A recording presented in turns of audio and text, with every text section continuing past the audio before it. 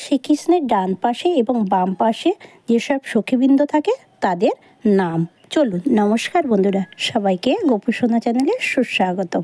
বন্ধুরা, আজকে আমাদের আলোচনার বিষয় হলো রাধারানীর অষ্টসখীর নাম।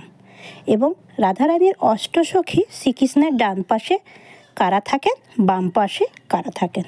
ডান পাশে থাকেন ললিতা, চম্পকলতা, চিত্রা, তুঙ্গবিদ্যা। আর বাম পাশে থাকেন বিশাখা, ইন্দুলেখা, রঙ্গদেবী এবং সুদেবী।